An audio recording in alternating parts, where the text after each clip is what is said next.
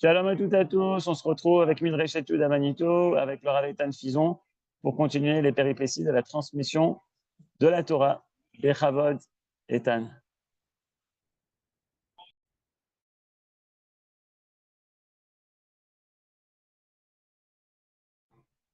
Essayez d'atteindre. Voilà, c'est parti. Yofi. On va laisser Johan retourner faire son sport.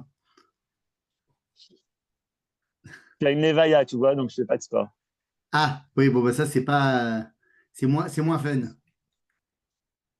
C'est moins fun. Bon, alors, très bien, on va pas faire d'autres blagues. Tov, eh bien, les amis, Erev Tov, les Koulam, Erev Tov, on revient dans notre, notre rétrospective de la transmission de la Torah de génération en génération.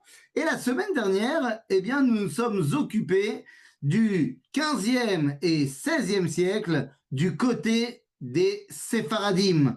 On a évoqué l'expulsion des Juifs d'Espagne et donc tout ce qui était juste avant et juste après l'expulsion des Juifs d'Espagne. Tout ça nous a amené jusqu'aux années 1600.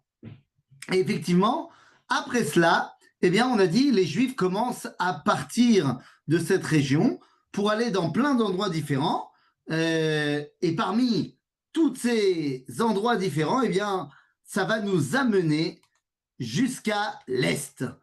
Et oui, effectivement, nous entrons maintenant dans une nouvelle, un nouveau style de judaïsme, puisque aujourd'hui, nous allons partir en Europe de l'Est sur les traces du judaïsme ashkénaze. C'est-à-dire, alors les amis, allons-y gaiement. Allons-y gaiement. Hop là, et on y va. Alors les amis, quand on parle du judaïsme ashkénaze, donc évidemment que ça avait commencé, on a vu, avec le Rosh, avec avant cela Rabbeinu Gershon Merogola, Rashi, tout ça, les Tosafot. Mais nous arrivons maintenant au XVIe siècle. Nous sommes au XVIe siècle et on est donc contemporain du Shulchan Aruch. Et très loin de là, il y a un homme qui habite à Cracovie. À Cracovie, en Pologne, et cet homme s'appelle Rabbi Moshe Isserles. Rabbi Moshe Isserles, alors qui est ce monsieur? Eh bien, Isserles, ça veut dire Ben Israël. Il est Rabbi Moshe Ben Rabbi Israël de Cracovie. Il va devenir celui qu'on appelle le Réma, Rabbi Moshe Isserles.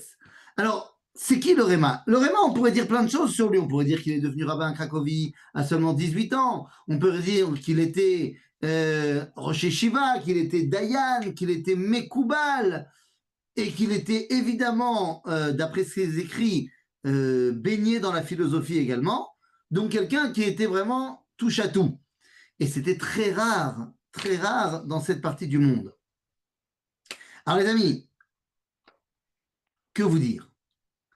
Rabbi Moshe Isserles, on le connaît comme étant le Shulchan Aruch des Ashkenazim. Mais qu'est-ce que ça veut dire? Comment ça commence cette histoire? Pourquoi devient-il l'alter ego, si je puis dire, de Rabbi Yosef Karo? En fait, il n'y a pas WhatsApp à l'époque. Il n'y a pas WhatsApp, il n'y a pas Internet, on n'est pas en contact et en Zoom les uns avec les autres.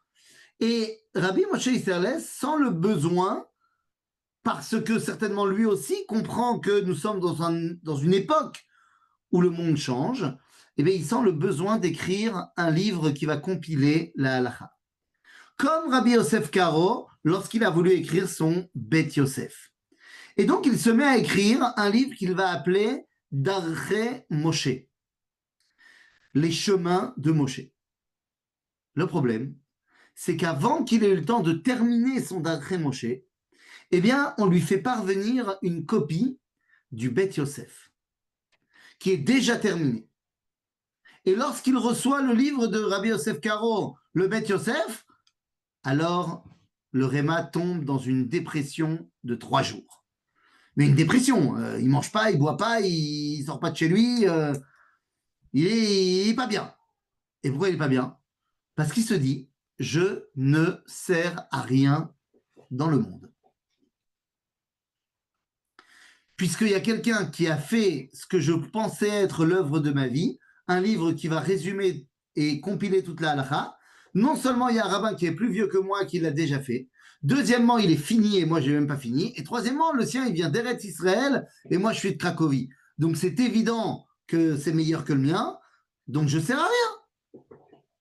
Pendant 3 jours, donc il est en dépression, et au bout de 3 jours, il prie à Kadosh Baruch Hu, et il lui dit Allo itzaltali beracha. Quoi, tu n'as qu'une seule bénédiction, Dieu? Barreni gamani avi. Bénis-moi moi aussi. C'est ce que demande Esav à Yitzhak.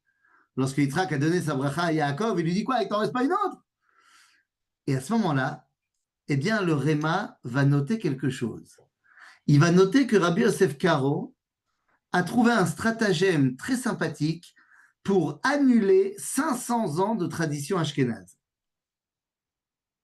Ben oui, puisque Rabbi Yosef Karo, lorsqu'il écrit son Bet Yosef, il dit « Moi, je me base sur les 3 piliers de l'enseignement juif.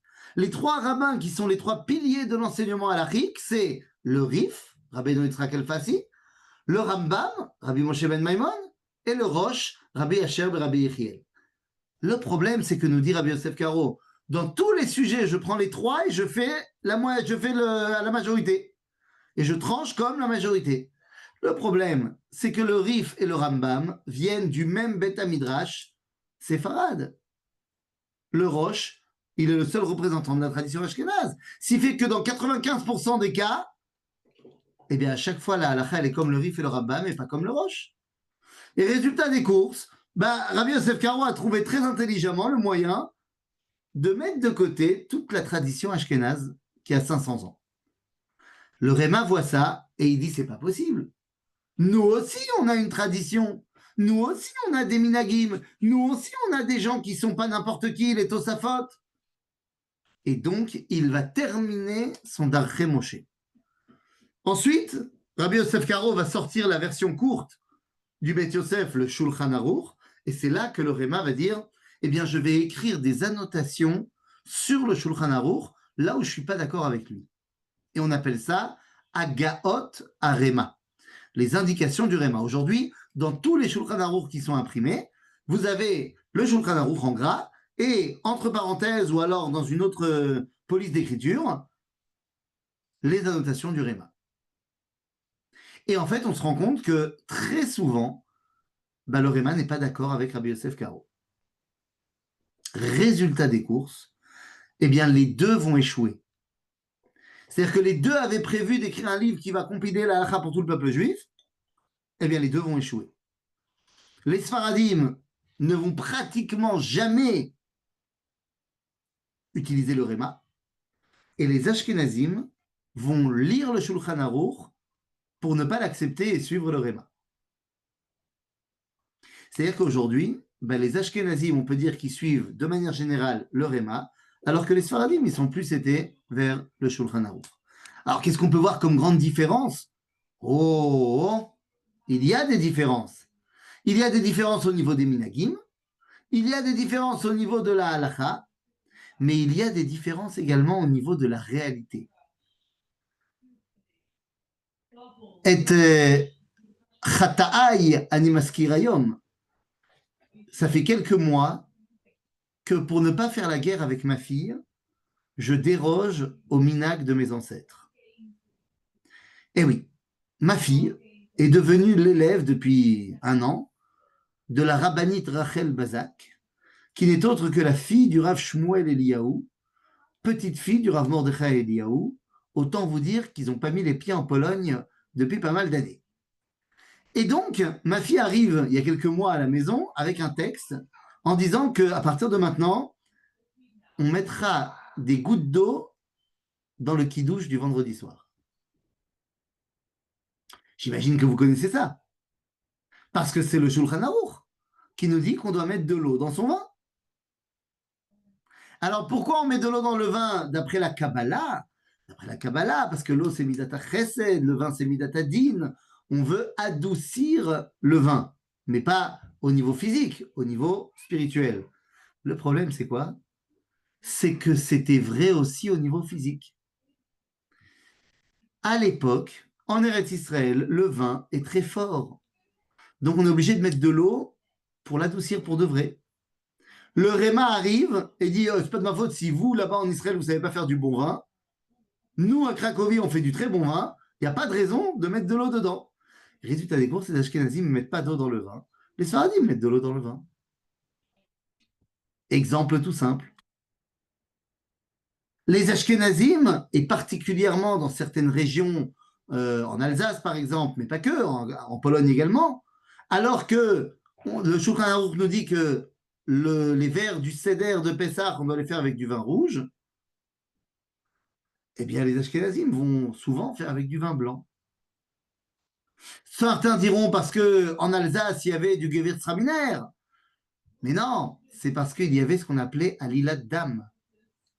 C'est parce que les chrétiens disaient que le soir de Pessah, les juifs prenaient un enfant chrétien, l'égorgeaient et buvaient son sang. Et ce qui donnait lieu à des pogroms terribles. Pour montrer aux chrétiens que non, non, non, pas du tout. Eh bien, on prenait du vin blanc. Pour qu'on ne puisse pas se faire accuser de faire les matzot avec le sang des chrétiens et de boire le sang des chrétiens. Mais qui sont tout ça pour vous dire qu'il y a des grandes différences au niveau de la halakha entre le Shulchan Aruch et le Réma. Et le Réma va s'imposer comme étant finalement le décisionnaire premier qu'on va vérifier quand on est Ashkenaz. Bon, mais le Réma est très loin de n'être qu'un décisionnaire halachique. Par exemple, dans plusieurs de ces halachot, il va mettre des indications qui sont clairement empruntées du monde de la Kabbalah. Par exemple, lorsqu'on sort des toilettes, on fait une bracha, Shayatzar. Et on termine la bracha en disant Baruch ata Hashem, rofeh chol basar, ou mafli la'asot. C'est quoi mafli la'asot? C'est que Dieu, il a fait un truc incroyable. Quel est le truc incroyable? Eh bien, le Réma va écrire un long texte sur mafli la'asot. Qu'est-ce qu'il explique là-bas? Eh bien, il explique, alors, je ne sais pas si vous avez vu le film, c'est un vieux film, le film Apollo 13. C'était un film, je ne sais plus, de la fin des années 90, qui relatait la mission Apollo numéro 13, qui avait mal tourné, et c'était une mission qui devait se poser sur la Lune, mais finalement, dès que les astronautes sont sortis de l'atmosphère terrestre, il y a un truc qui n'a pas marché dans la fusée, qui a explosé, et finalement, toute la mission était comment est-ce qu'on arrivera à les faire rentrer sur Terre. Ils ne vont pas se poser sur la Lune, il faut essayer de les faire ramener sur Terre. Le problème, alors je vous pitch le film, c'est une histoire vraie, le problème c'est quoi? C'est que des gens dans l'espace, ça respire, donc il faut de l'oxygène, mais ça rejette du dioxyde de carbone. Or, quand tu es dans une boîte de conserve, c'est compliqué, parce que trop de dioxyde de carbone, tu meurs. Et en fait, pour la fin du voyage, les 3 astronautes sont obligés d'aller dans le module lunaire, ce qui aurait dû leur faire arriver sur la Lune. Et ce truc-là, il est trop petit. Et les filtres à gaz carbonique, il y en a assez pour 2. Il n'y en a pas assez pour 3 qui respirent. Et résultat des courses, ils risquent de se faire asphyxier. À ce moment-là, ils demandent à Houston, à la NASA, est-ce qu'il y a un moyen de gérer le truc? Et ils doivent trouver une solution. Parce qu'ils ont des filtres à air en rab. Le problème, c'est que les filtres à air viennent de la fusée et ils ne sont pas dans le module lunaire. Il faut aller les chercher, les ramener et les connecter. Et le problème, c'est que les filtres à air de la fusée sont ronds et les embouts du module lunaire sont carrés. Et il faut qu'ils trouvent maintenant un moyen de faire rentrer le rond dans le carré, sans qu'il y ait évidemment d'espace. Bon, c'est toute une histoire. Pourquoi je vous raconte ça? Parce que c'est ce que dit le Réma sur Mafli La'asot. Dit le Réma, l'homme, la femme, on est composé de 2 composantes essentielles, le corps et l'âme. Or, le corps, c'est la nature. La nature, c'est le monde du cercle. L'âme, ça ne vient pas de la nature, ça vient d'en haut, c'est le monde de la ligne droite. Ce qui est pellé, c'est que Akadosh Baruch Hu, il a été kosher davar gashmi bedavar ruchani, qu'il a réussi à relier le corps et l'âme. 2 choses qui sont tellement séparées, tellement différentes, C'est incroyable de voir que Dieu, il a réuni le corps et l'âme. Et pourquoi on le dit quand on sort des toilettes? Parce que, Bimchila, je suis désolé de vous le dire, mais quand on sort des toilettes, c'est le moment par excellence où on se rend compte que notre corps, il marche bien. Je ne sais pas si ça vous est déjà arrivé d'avoir mal au ventre parce que vous n'arrivez pas à aller aux toilettes, mais ça ne fait pas plaisir. Bekitsour, le Réma est donc très loin d'être simplement un posek halakha. Il est quelqu'un qui va donner une direction de réflexion du judaïsme d'Europe de l'Est. Le Réma va écrire plein de livres. Pas que des livres de halakha, en l'occurrence, comme on vient de dire, puisqu'il va écrire le Darkhe Moshe, c'est le grand livre de halakha, il va écrire la Mappa à la Shulchan, on a dit, c'est les commentaires sur le Shulchan Aruch, mais il écrive également Torah Tachatat. Torah Tachatat, c'est un commentaire sur les corbanotes, ok, sur les corbanotes, mais c'est grave. Je vais éternuer, je ne sais pas pourquoi ça ne sort pas, sur les corbanotes, mais Alpi, la philosophie. Mechir Hayayin, son commentaire sur la Megillat Esther, mais le livre peut-être qui est le moins connu et pourtant le plus important, c'est le livre qui s'appelle Shoot Arema. She'elot ou Tshuvot Shel Arema. Des questions-réponses. Pourquoi c'est plus important? Parce que ça vient répondre à des cas extrêmement pratiques. Et dans la question 157, 154, bon, ou 4 ou 7, le Chajouv, on lui pose une question et écoutez bien. Il y a des gens d'une communauté qui ne sont pas de Cracovie qui lui envoient un message en lui disant « Rabbi, il y a des gens dans notre communauté, on a appris, qui boivent le vin des goïms. Il faut que tu leur fasses un kherem. C'est pas possible. » Vous savez qu'on n'a pas le droit de boire le vin produit par un non-juif. Il y a deux raisons à cela. La première, c'est on ne peut pas boire du vin qui a été fait pour l'idolâtrie. La deuxième, c'est que même si on ne parle pas de vin d'idolâtrie, si on commence à boire du vin avec les goïms, on va finir par se marier avec leur fille. Et donc les gens disent au Réma, intervient. Le Réma va écrire une longue réponse. Pendant 1 page et demie, il écrit pourquoi il n'est pas d'accord avec eux. C'est pas bien de boire le vin des goïms. Mais une fois qu'il a terminé d'écrire ça, il dit la chose suivante, je cite.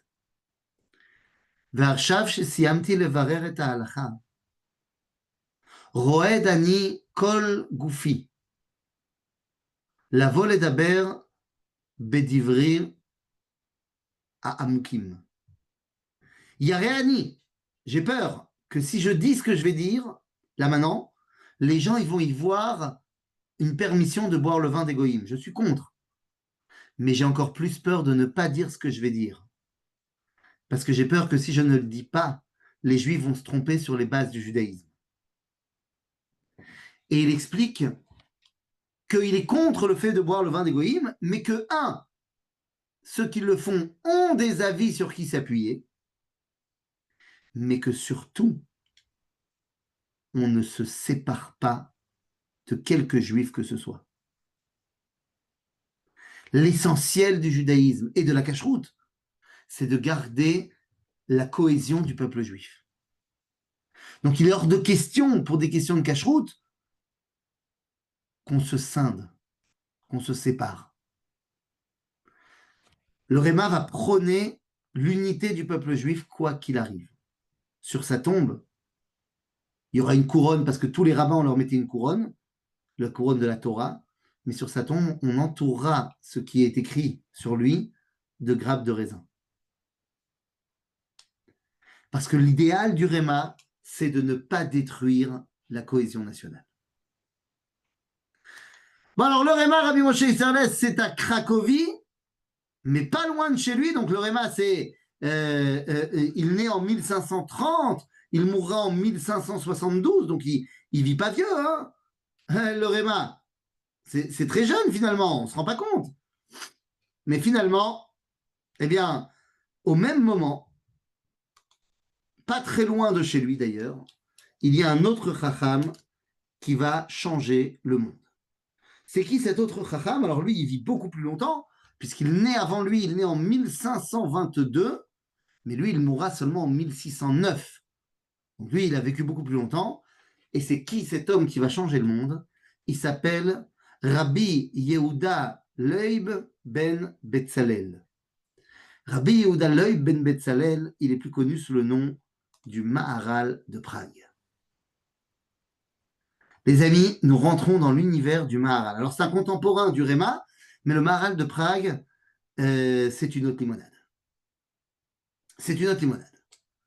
Vous le savez, vous ne le savez pas, si vous allez vous balader à Prague, au-delà de la synagogue que vous pourrez voir, au-delà des légendes et des petits marchands à Golem qui sont juste à côté de la synagogue du Maharal, quand vous allez à la mairie, l'ancienne mairie de Prague, eh bien, l'une des statues qui ornent la mairie de Prague, c'est la statue du Maharal. Quand vous regardez levez les yeux vers le ciel le soir, et qu'en soir de pleine lune, en été, vous regardez la lune avec un petit télescope, eh bien, vous pourrez voir le cratère qui s'appelle le cratère Judaleb. Un cratère au nom du Maharal de Prague. Mais comment est-ce possible? Les amis, on parle d'un homme qui est un homme qui touche à tout, qui est évidemment un Tamid Chacham extraordinaire, qui est évidemment un Mekoubal incroyable, mais qui est également astronome, qui est également féru d'histoire, et qui va écrire énormément. Le Maharal de Prague va écrire des livres qui sont parmi les livres les plus essentiels de la Emouna du peuple juif. Que je sois bien clair, mais on ne peut pas faire sans les Sfarim du Maharal de Prague. Alors, qu'est-ce qu'il écrit? Il écrit des livres qui sont autour des fêtes. Par exemple, le livre qui tourne autour de la fête de Pessah, il s'appelle Gvurot Hashem. Le livre qui est autour de Shavuot, Matan Torah, il l'appelle Tiferet Israël, parce que Tiferet, c'est la Torah. Le livre qui tourne autour de Tisha B'Av, il l'appelle Netzach Israël, l'éternité d'Israël. Il y a un livre qu'on sait qu'il a écrit, mais qu'on n'a pas aujourd'hui, qui s'appelle Sefer Ahod, sur la fête de Sukkot et du Beth Amikdash. Il y a un livre qui s'appelle Sefer Shamayim Va'aretz, sur Rosh Hashanah et Yom Kippour. Et puis, il va y avoir les livres qu'il va écrire sur le commentaire de Masechet Avot. Il va y avoir un livre qui s'appelle Netivot Olam, qui va être un livre qui va parler de, comment ça s'appelle, qui va venir expliquer les... comment ça s'appelle nous. Ah, ça m'échappe. Bon, c'est pas grave, je vais y revenir. Il écrit un livre qui s'appelle Be'er Hagola, où il explique toutes les Haggadot du Talmud. Il écrit un livre sur Hanouka, qui s'appelle Ner Mitzvah. Un livre sur Purim, qui s'appelle Or Chadash. Son commentaire de Masechet Avot, Derech Chaim. Bon, vous comprenez que le Maharal de Prague n'a pas chômé. Mais quel est son enseignement? Quelle est fondamentalement sa chita? Les amis, la chita du Maharal, c'est d'abord de dire que tout ce qui est marqué dans le Talmud, il ne faut pas le comprendre kipshuto. Les Haggadot du Talmud doivent être expliqués. À l'inverse de pas mal de rabbins qui pensaient qu'il fallait comprendre les choses de manière littérale. Lui, ce n'est pas du tout le cas.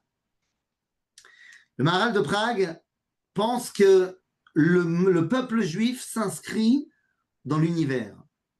Et donc, le juif, s'il veut pouvoir se connecter à Dieu, doit aussi se connecter au monde, à la réalité, à l'existence.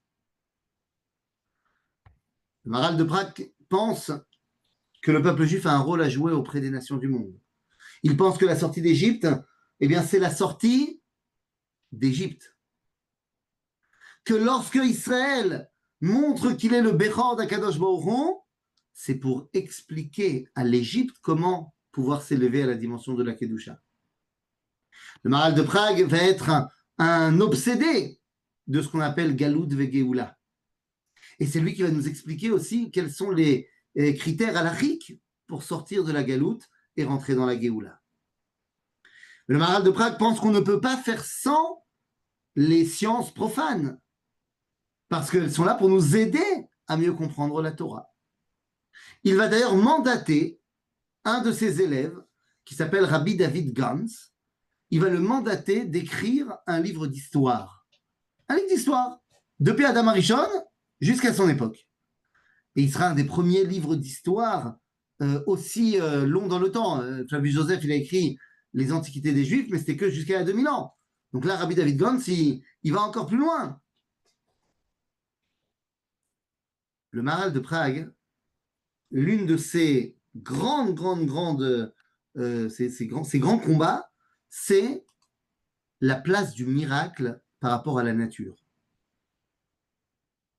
Pour le Maharal, le miracle, parce qu'il y a des avis qui ont été amenés comme ça, que le miracle, c'était le fait que les choses arrivent au bon moment, au bon endroit. Genre, les Bnei Israël, ils arrivent devant la mer, pouf, il y a un tsunami à ce moment-là, ça ouvre la mer. Ce qui est déjà pas mal en soi. Mais pour le Maharal, le miracle, c'est hors de l'ordre normal du monde. C'est pas quelque chose qui tombe bien. Le Maharal de Prague va avoir aussi quelque chose de très, très, très particulier. Il est le point de départ de deux écoles plus tard, 100 ans plus tard, même un peu plus, qui vont se dévoiler 150 ans plus tard, mais qui les deux se revendiquent de lui. À savoir les Mitnagdim du Gaon de Vilna et les Chassidim du Admor Hazaken de Chabad. Les deux se revendiquent du Maharal de Prague. Donc quelqu'un qui a été capable d'engendrer deux idéologies tellement différentes montre qu'il avait chez lui cette complexité. Donc le Maharal de Prague, c'est un pilier essentiel dans la Emouna, dans ce qu'on appelle Marchevet Israël. Il faut savoir que jusqu'au XXe siècle, jusqu'à la deuxième moitié du XXe siècle, personne n'étudiait le Maharal de Prague. Ah, les rabbins peut-être, mais ce n'était pas du tout répandu. Mais en ce moment, tout le monde étudie le Maharal de Prague. Pourquoi? Parce qu'il semblerait que c'est l'époque où sa Torah est la plus parlante. Alors le Maharal de Prague, on a parlé d'un de ses élèves, Rabbi David Gans, mais il a un autre élève qui a failli ne pas rentrer dans le panthéon juif. Il s'appelle Rabbi Ephraim Lutschitz. Mais Rabbi Ephraim Lutschitz est tombé très malade. Et lorsqu'il est tombé très malade, on lui a rajouté un nom, Shlomo, Rabbi Shlomo Ephraim Lutschitz. Et suite à sa grande maladie, qui va le clouer au lit pendant plusieurs semaines, il va prendre une décision. Il écrit comme ça dans la Hakdama de son livre Kli Yakar. Ine Kaet, Bishnat Shin Samech Aleph. Donc Shin Samech Aleph, on est dans les années 1560, non, 1580, quelque chose comme ça. Et il dit comme ça, Kodem Yome à Purim, juste avant Purim. Nafalti le Mishkav Becholi Mesukan Kama Shavuot. Pendant plusieurs semaines, j'étais alité. On m'a rajouté un nom et Bechemlat Hashem, j'ai réussi à guérir. Mais pendant que j'étais alité, j'ai promis à Dieu que j'écrirais un commentaire de toute la Torah. S'il me donnait la vie, j'allais écrire un commentaire de toute la Torah. Eh bien, ce commentaire-là s'appelle le Kli Yakar.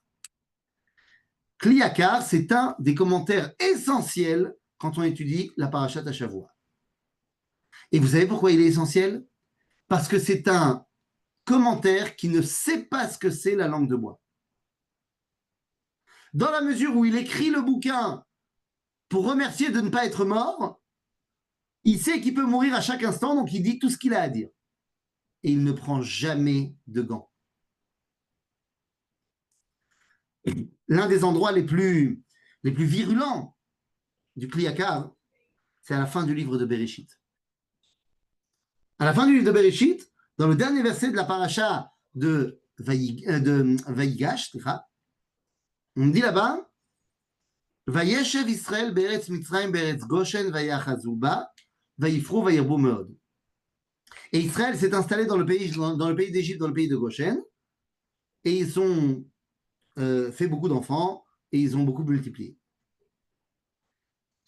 Le Kliakar répond à ce verset et il dit, ce verset vient accuser les Béné Israël. Accuser les Béné Israël? Ce sont des menteurs, les Béné Israël.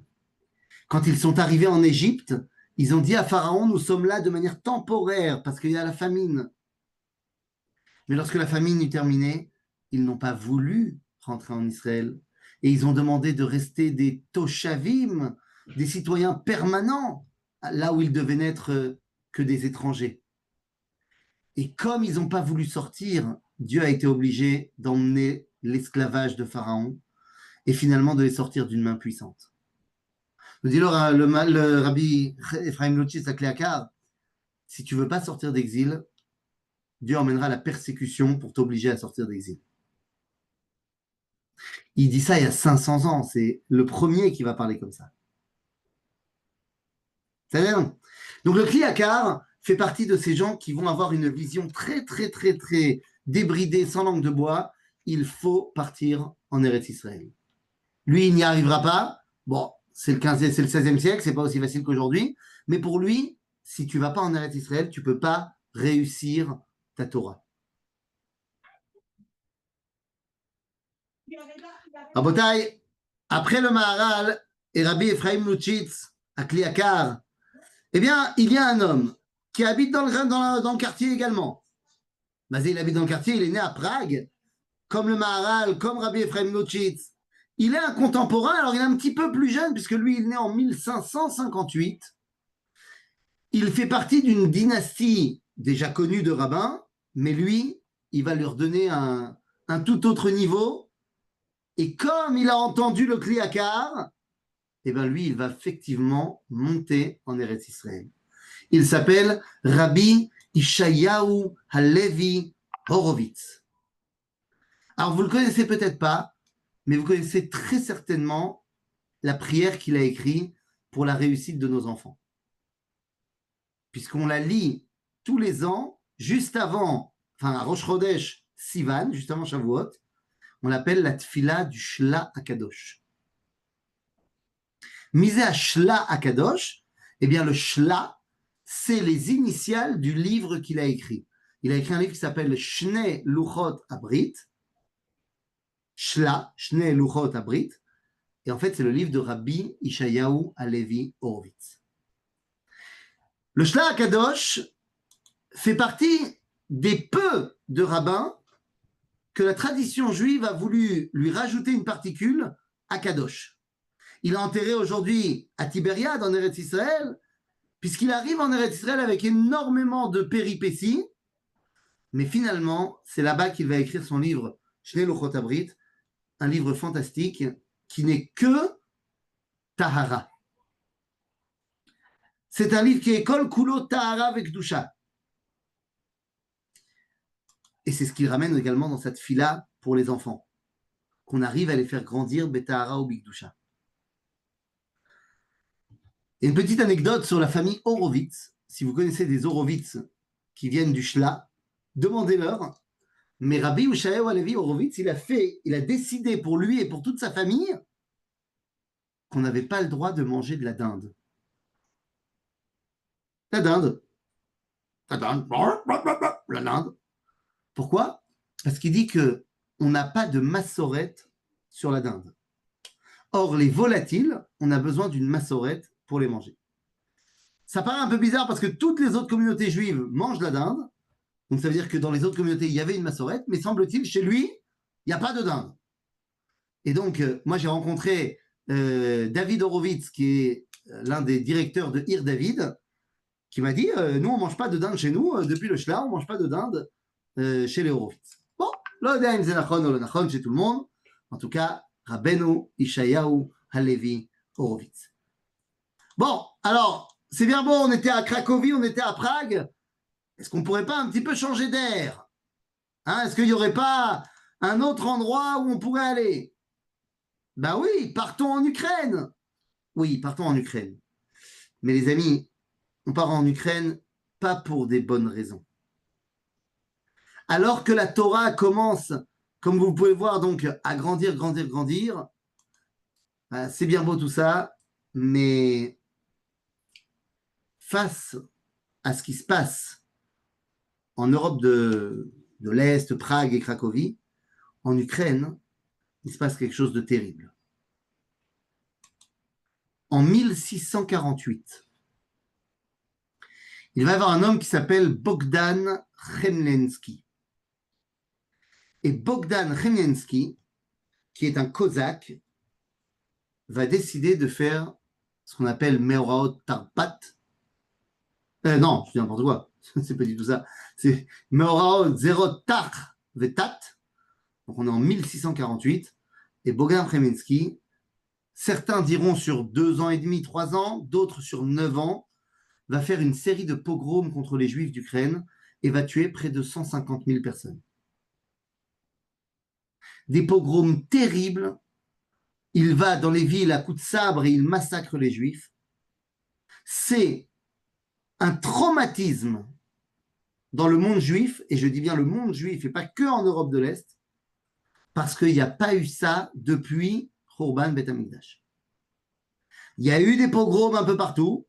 En Afrique du Nord, il y en avait, en Espagne, il y avait l'Inquisition, mais il n'y avait pas eu de pogrom aussi meurtrier depuis la destruction du Bet Hamikdash par les Romains. Et donc, les pogroms de Chmelnytsky sont redoutés partout.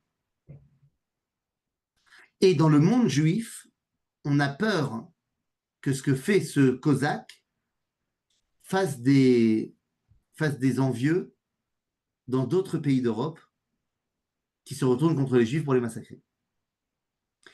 Ce qui veut dire qu'au milieu du XVIIe siècle, le moral des Juifs, il n'est pas au top. Et c'est à ce moment-là que Akadosh Baruch Hu va envoyer 2 épreuves terribles, mais qui ne viennent pas cette fois de l'extérieur, mais qui viennent de l'intérieur. La première épreuve terrible qui vient de l'intérieur, bien les amis, je vous le donne en 1000, cette épreuve va naître en 1632,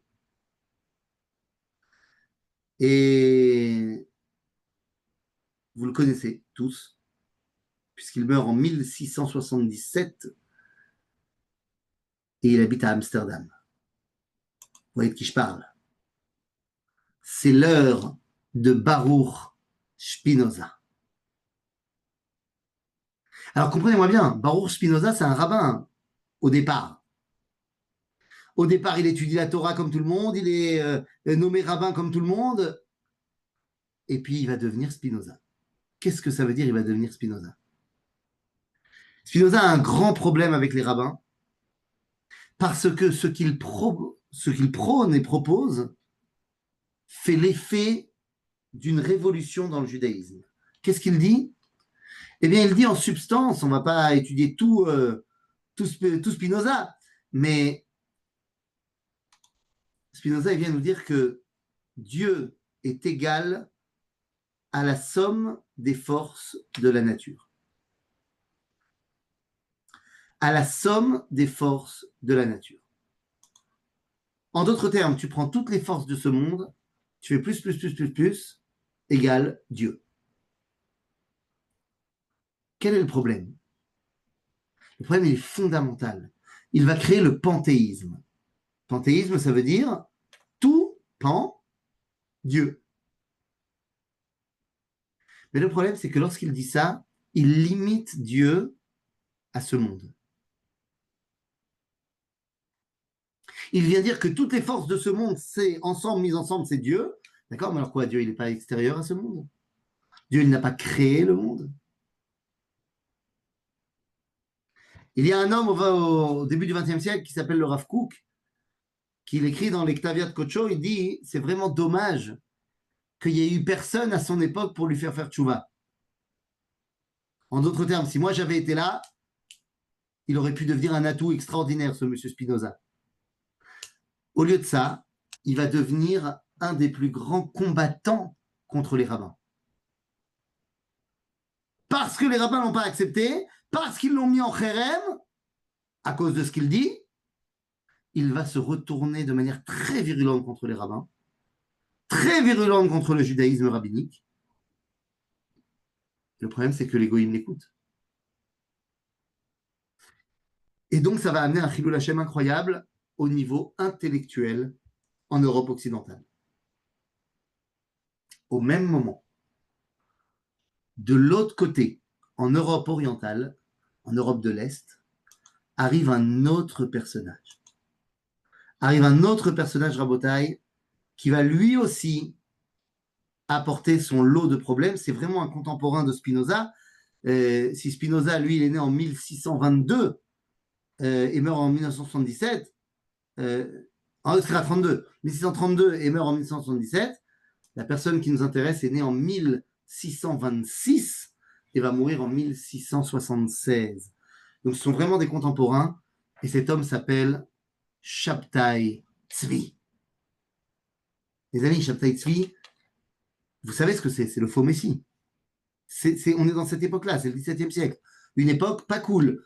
Chemiensky, les pogroms, Spinoza et le panthéisme, et Shabtai Tzvi, le faux messie. Autant te dire que, voilà, c'est une époque pas facile à gérer. Nachon. Shabtai Tzvi arrive, et le pire dans tout ça, c'est qu'il est suivi par énormément de rabbins. Mais pourquoi? Parce qu'il se présente comme étant celui qui va les libérer. Il se présente comme étant celui que tout le monde attend depuis 1500 ans, comme le Mashiach. Et comment ça se fait que les gens tombent dans le panneau? Parce qu'il dit ce qu'il faut dire. Et en premier lieu, il leur dit, je vais vous ramener en Eretz Israël. Quand est-ce que certains des rabbins commencent à sentir qu'il y a un bug? C'est lorsqu'il va se marier avec un Sefer Torah. Ouais. Il dit, je me marie avec un Sefer Torah. Là, les gens, c'est pas très, très, très cachère, cette histoire. Ensuite, il entend parler d'une femme en Égypte. C'est grave, lui, il est en Égypte. Il entend parler d'une femme à Livorno, qui aurait eu une révélation divine comme quoi elle doit épouser le Mashiach. Et donc, il l'a fait venir et il se marie avec elle. Seulement, son métier, comment dire, il est assez ancien. Elle fait un métier qui est assez vieux, si vous voyez ce que je veux dire. Et alors, les gens, ils te disent, attends, notre Mashiach, il se marie avec une...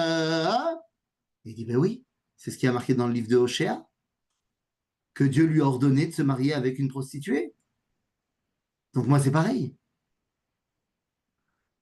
Bon, ça commence à être compliqué, mais il a été rejoint par un homme qui vient d'une ville, je ne sais pas si vous connaissez Gaza. Il s'appelle Nathan de Gaza. Et ce Nathan de Gaza, il parle comme un rabbin, il parle même comme un prophète. Et ça marche. Résultat des courses, c'est des milliers de personnes qui suivent Shabtai Tzvi. Là où il va y avoir scission avec pas mal de monde, c'est lorsqu'il amène une idéologie. Il dit, puisque je suis le Mashiach, et puisque on amène la délivrance et la Géoula, alors il faut dévoiler Dieu dans le monde partout. Dieu, il est présent partout dans le monde, y compris dans les avérotes. Donc, on doit faire des avérotes, des choses interdites, pour y dévoiler Dieu là-bas. Bon, là, ça commence à vraiment être compliqué, et pourtant, il est quand même suivi. Et avec ses milliers d'adeptes, il va arriver jusqu'à Istanbul. Pourquoi faire? Pour demander au sultan ottoman de lui donner Jérusalem. Cool! Imaginez-vous, lorsqu'il arrive là-bas, et que finalement, le sultan lui dit, mon coco, ou tu te convertis à l'islam ou je te tue. Et imaginez les milliers de juifs qui attendent que le Mashiach leur dise, on va à Jérusalem, et ce Mashiach sort, se prosterne et dit, Allahu Akbar. Et les pogroms reprennent de plus belle. Waouh! Waouh! Waouh! Waouh! Eh ben, vous êtes gentils, mais voilà une époque qui ne me fait pas envie. Autant te dire qu'à la fin du XVIIe siècle, le moral des Juifs, il n'est pas dans les chaussettes. Ils n'ont même pas de quoi avoir des chaussettes tellement ils n'ont pas de morale. Comment est-ce qu'on va ramener un peu de joie de vivre, de force, de bien au sein du peuple d'Israël à ce moment-là? Qu'est-ce qui va se passer au début du XVIIIe siècle? Eh bien, les amis, les années 1700 voient l'arrivée d'un bonhomme qui va lui aussi révolutionner le monde. Et ce bonhomme, il s'appelle Rabbi Israël Baal Shem Tov.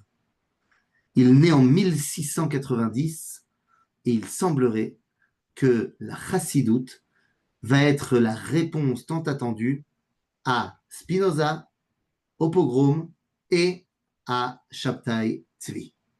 Comment est-ce que la chassidoute slash le Ramchal, notre histoire, vont rehausser le niveau du peuple juif?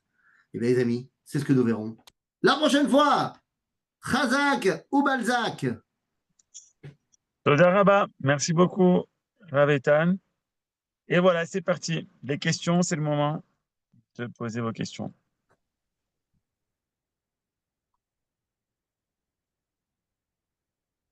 Rafizon, donc Oui. Shabtai Tzvi, il était séfarade.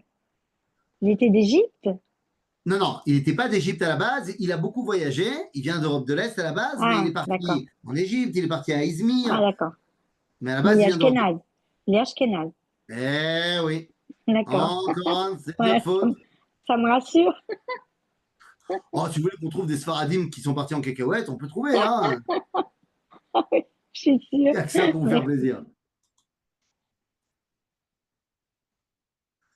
Malasot. Mais c'est vrai qu'on a eu moins, de pétage de câbles chez les Sfaradim que chez les Ashkenazim. Ouais. C'est d'accord.